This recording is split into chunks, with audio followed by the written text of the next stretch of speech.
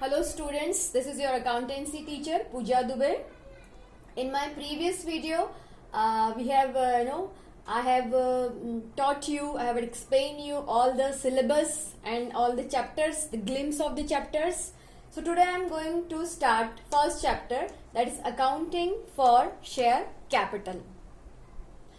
Little introduction I had given that what we do in this chapter.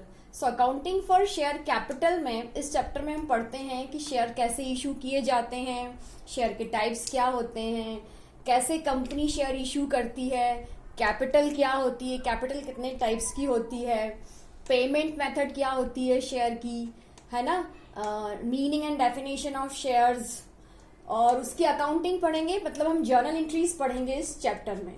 तो इस chapter में पढ़ेंगे accounting for share capital journal entries. इस chapter में हम पढ़ेंगे सबसे पहले कंपनी के बारे में कि कंपनी होती क्या है, क्योंकि अगर हमको शेयर इशू करने हैं तो हम किस नाम से करेंगे.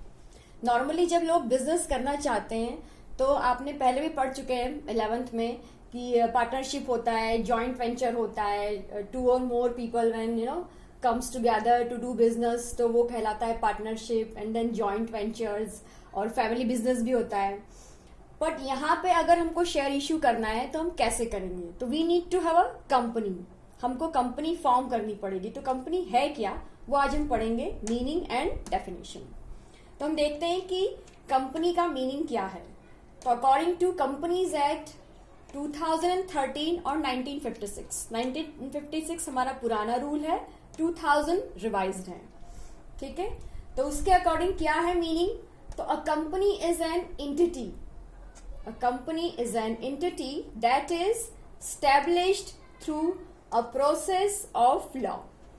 कंपनी एक एंटिटी है. एंटिटी का मतलब होता है इंडिविजुअल एग्जिस्टेंस, जिसका अपना अस्तित्व है, जो कि स्टैब्लिश हुई है किसके थ्रू, प्रोसेस ऑफ लॉ. मतलब जो भी हमारे कंपनी एक्ट में रूल्स हैं हम उसको फॉलो करेंगे. जो भी रूल्स गवर्नमेंट ने बनाए हुए हैं इस एक्ट के अकॉर्डिंग हम उसको फॉलो करके कंपनी फॉर्म करेंगे. और कंपनी हम फॉर्म क्यों करते हैं, because to issue the shares for doing a business. तो पूरा आप समझिए यहाँ से कि a company is an entity. Company एक एंटिटी है that is establish through a process of law for doing a business. Business करने के लिए हम क्या करते हैं, कंपनी इनकॉर्पोरेट करते हैं, कंपनी फॉर्म करते हैं. कौन से रूल्स के अकॉर्डिंग, 2013 और प्रीवियस रूल्स.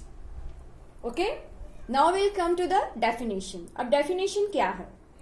डेफिनेशन है a company is an artificial person created by law having a separate entity with perpetual succession and a common seal.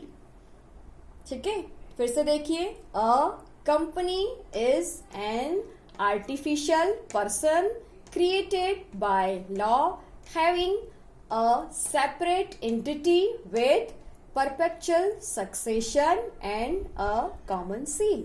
मतलब क्या है. तो कंपनी एक आर्टिफिशियल पर्सन है जो दिखती नहीं है पर जो फॉर्म की जाती है किस पे, अकॉर्डिंग टू द रूल्स, है ना. क्रिएटेड बाय लॉ मतलब उसका जो बर्थ है वो किसके थ्रू होता है, लॉ के तहत ही होता है, रूल्स के तहत ही होता है. हैविंग सेपरेट एंटिटी मतलब वो सेपरेट होती है अपने मेंबर्स से. विद परपेचुअल सक्सेशन मतलब किसी भी मेंबर का आना और जाना उससे कंपनी को कोई फर्क नहीं पड़ता है. ठीक है, anybody can join the company and anybody can exit from the company. कोई भी मेंबर आया जा सकता है, उस पर कंपनी के ऊपर उसका कोई इफेक्ट नहीं पड़ता है. That is called perpetual succession and a common seal. अब कंपनी जो है वो आर्टिफिशियल पर्सन है तो वो खुद कोई पर्सन तो है नहीं सिग्नेचर करेगी, तो उसको हम कैसे पहचानेंगे, उसकी एक कॉमन सील के तहत, उसके डिजिटल सिग्नेचर के तहत.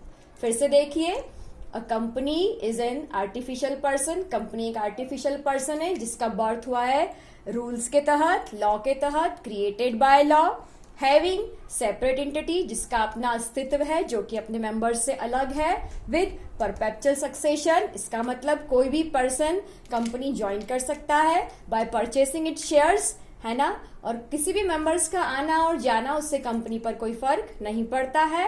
And a common seal, company की अपनी एक कॉमन सील होती है।